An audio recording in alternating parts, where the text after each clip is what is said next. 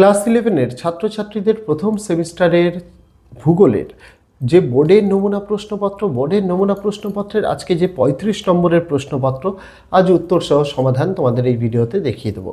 পরীক্ষায় তোমাদের এই রকম প্যাটার্নের প্রশ্নপত্রই কিন্তু আসতে চলেছে। পাশাপাশি তোমাদের জানাতে চাই, তোমাদের জন্য শুধু ভূগোল নয়, বাংলা, ইংরেজি এবং আর্টসের আরও 9টি বিষয়, ইতিহাস, ভূগোল, রাষ্ট্রবিজ্ঞান, শিক্ষাবিজ্ঞান, দর্শন, সংস্কৃত, ইভিএস, কম্পিউটার অ্যাপ্লিকেশন, নিউট্রিশন, মোট 11টি বিষয়ের আমরা চ্যাপ্টার ওয়াইজ এমসিকিউ প্রশ্ন উত্তর, বিগত বছরের বিভিন্ন স্কুলের পরীক্ষার সেমিস্টার 1 পরীক্ষার প্রশ্নপত্রের সমাধান, পাশাপাশি আরও অনেক গুরুত্বপূর্ণ প্রশ্নপত্রের সমাহার, সমস্ত কিছু আমরা উত্তর সহ পিডিএফ দিয়েছি। সেই ভিডিওগুলো যদি দেখে না থাকো, এই ভিডিওর ডেসক্রিপশানে আমি ক্লাস 11 সেমিস্টার 1 নোটস বলে একটি প্লেলিস্টের লিঙ্ক দিলাম, সেখান থেকে তোমরা দেখে নিতে পারো। তার পাশাপাশি আগামী দিনে তোমাদের জন্য আরও অনেক গুরুত্বপূর্ণ মক টেস্টের সিরিজও আসতে চলেছে। সেগুলি পেয়ে যাওয়ার জন্য ইউটিউব থেকে দেখে থাকলে চ্যানেলটিকে সাবস্ক্রাইব করার অনুরোধ রইল, ফেসবুক থেকে দেখে থাকলে পেজটিকে ফলো করার অনুরোধ রইল। দেরি করবো না, শুরু করা যাক আজকে আমাদের ভিডিওটি। দেখো, ভূগোলের যে বোর্ডের যে মডেল প্রশ্নপত্র রয়েছে, নমুনা প্রশ্নপত্র, সেটার যে 35 নম্বর রয়েছে, সেই 35 নম্বরের প্রশ্নপত্র আজকে তোমাদের এখানে দেখিয়ে দেবো।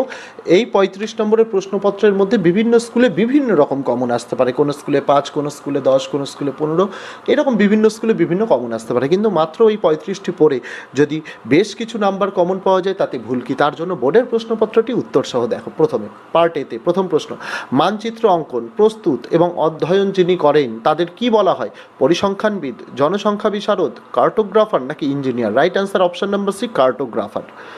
নেক্সট, স্তম্ভ 1-এর সঙ্গে স্তম্ভ 2 মেলাতে বলেছে। তো এখানে দেখো, প্রথমে রয়েছে দর্শন। দর্শনের উত্তর হয়ে যাবে এই যে বিয়েরটা, ভূগোল চিন্তন।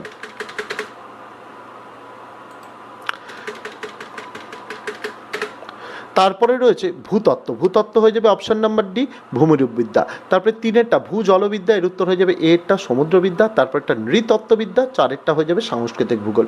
তো রাইট অ্যান্সার হয়ে যাচ্ছে অপশন নাম্বার বি, 1-এরটা বি, 2-এরটা ডি, 3-এরটা এ, 4-এরটা সি। নেক্সট, ছায়াপথগুলির মধ্যে দূরত্ব স্থিতিশীল, হ্রাসমান, ক্রমবর্ধমান নাকি বিকল্পভাবে ক্রমবর্ধমান ও হ্রাসমান? Right answer option number C, ক্রমবর্ধমান। নেক্সট, নির্দেশনা আর হচ্ছে দাবি, অর্থাৎ দাবি মানে অ্যাজারশন, বিবৃতিও বলতে পারো, আর মানে হচ্ছে কারণ। তো দাবিতে বলছে পৃথিবীর স্তরযুক্ত কাঠামো আছে, আর রিজন আরে বলছে পৃথিবী পৃষ্ঠ থেকে যত পৃথিবীর অভ্যন্তরে যাওয়া যাবে তত পদার্থের ঘনত্ব কমতে থাকবে। তো এখানে যেগুলো রয়েছে আমি অপশানগুলো বলছি না। তো এই যে অপশান দাবি এ, এটা পৃথিবীর স্তরযুক্ত কাঠামো আছে, এইটা হচ্ছে তোমাদের সঠিক, ঠিক আছে।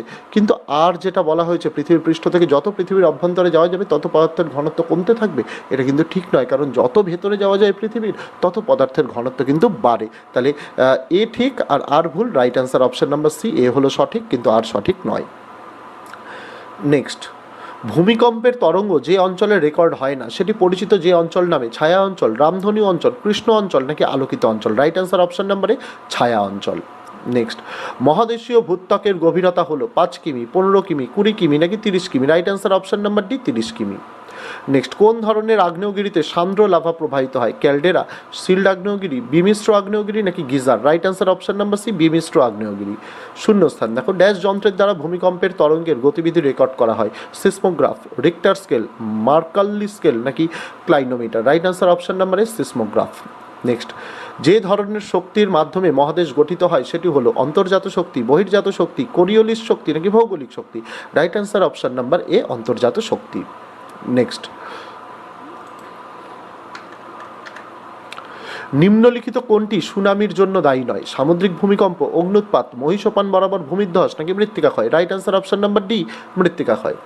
তারপরে একটা তোমাদের এখানে গ্রাফ দিয়ে দিয়েছে, এখান থেকে 11, 12 আর 13 নম্বরের প্রশ্নের উত্তর লিখতে হবে। এটা তোমাদের সুবিধার্থে একটু বড় করে দেখাই, সুবিধা হবে। এই রকম তোমাদের graph layer 1, layer 2, layer 3, layer 4 দেওয়া রয়েছে এবং এই সাইডে বিভিন্ন রকমের তোমাদের মার্কিংসগুলো রয়েছে। এখান থেকে বলছে নিম্নলিখিত কোনটি বায়ুমণ্ডলের স্তরে ওজনের ঘনত্ব সর্বাধিক? লেয়ার 1, লেয়ার 2, লেয়ার 3 নাকি layer 4? Right answer option number B, layer 2। Next, বায়ুমণ্ডলের কোন যুগ্ম স্তরে উচ্চতা বাড়ার সাথে সাথে এটা উষ্ণতার বৃদ্ধি হচ্ছে? ঠিক করে দিই একটু।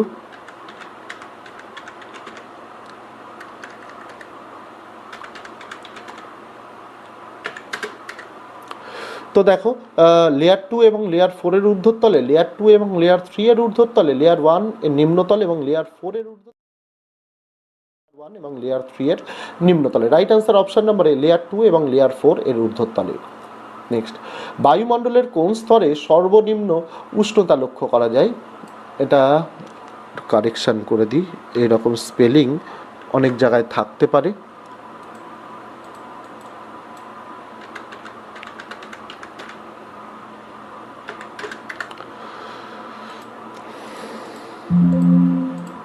তো দেখো, বায়ুমণ্ডলের কোন স্তরে সর্বনিম্ন উষ্ণতা লক্ষ্য করা যায়? লেয়ার 1, লেয়ার 2, লেয়ার 3 নাকি layer 4? Right answer option number C, layer 3।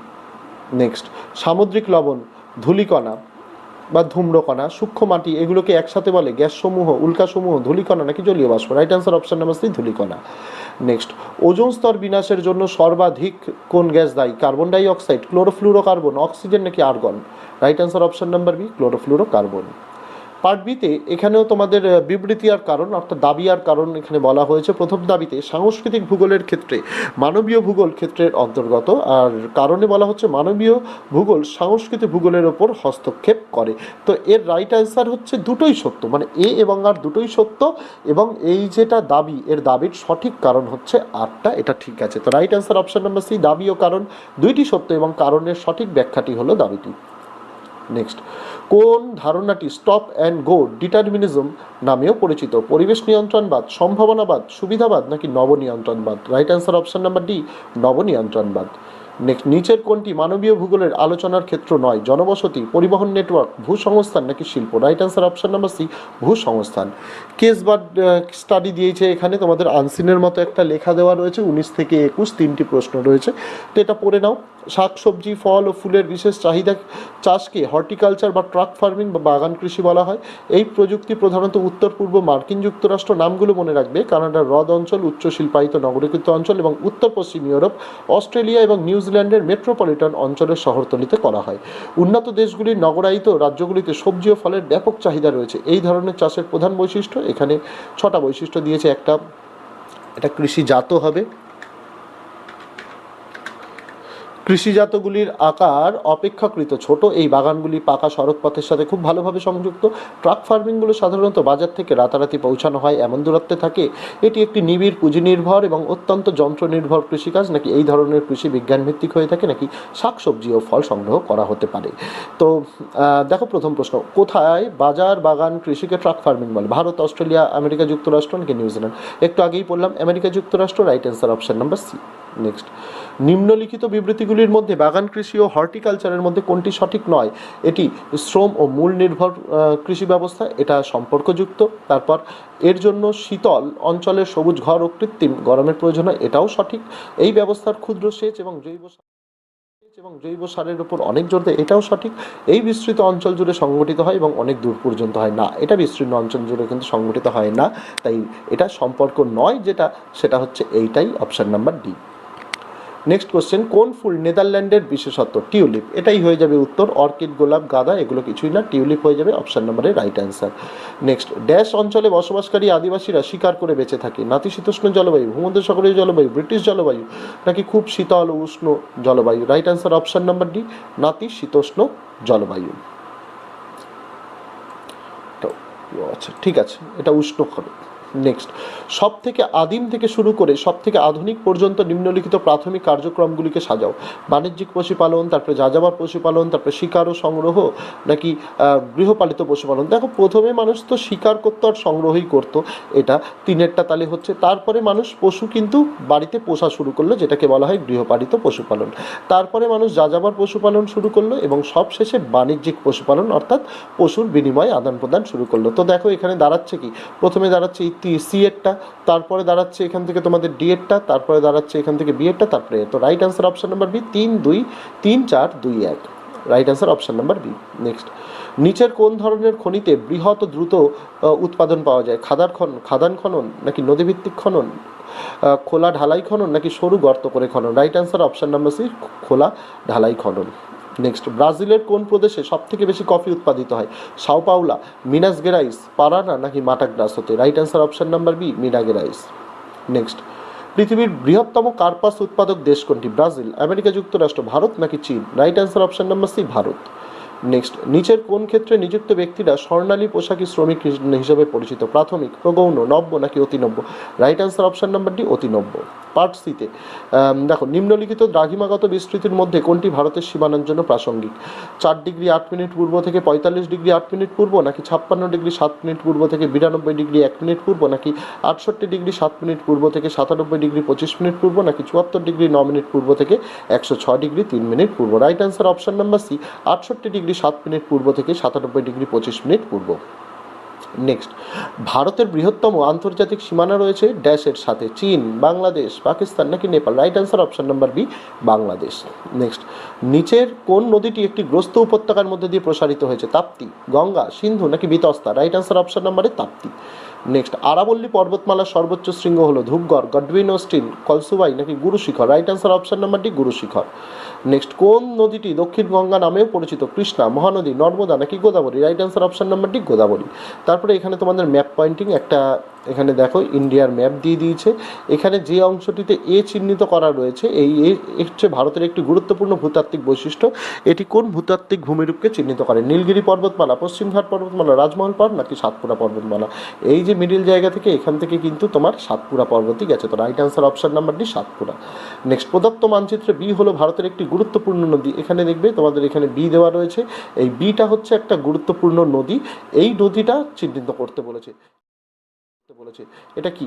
Narmada, Luni, Krishna নাকি Kaveri? Right answer option number D, Kaveri. Next, প্রদত্ত মানচিত্র সি হলো ভারতের একটি উপকূলীয় সমভূমি যেখানে একাধিক কয়াল রয়েছে। উপকূলীয় সমভূমিটির নাম লেখো।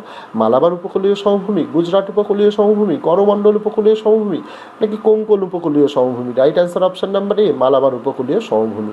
তো এই ছিল ছাত্রছাত্রীরা তোমাদের ভূগোলের যে বোর্ডের দ্বারা প্রদত্ত বা কাউন্সিলের দ্বারা প্রদত্ত নমুনা প্রশ্নপত্র 35টি প্রশ্ন উত্তর সহ দেখিয়ে দিলাম, এবং ভিডিওর মধ্যে দেখানো ছিল ফ্রি পিডিএফের পাসওয়ার্ড। ডেসক্রিপশন এবং ফার্স্ট কমেন্টে পিডিএফের ডাউনলোডের লিঙ্ক দেওয়া রয়েছে, সেখানে ক্লিক করলে যখনই পাসওয়ার্ড চাইবে, পাসওয়ার্ডটি সেখানে সম্পূর্ণ ছোট হাতের বসিয়ে দিলে ডাউনলোড করে নিতে পারবে এই ভিডিওর পিডিএফটি। তো আজকে ভিডিওতে এটুকুই ছিল ছাত্রছাত্রীরা। দেখা হচ্ছে তোমাদের সঙ্গে আগামী দিন অন্য কোনো বিষয়, অন্য কোনো ভিডিও নিয়ে। ততদিন সকলে ভালো থেকো, সুস্থ থেকো।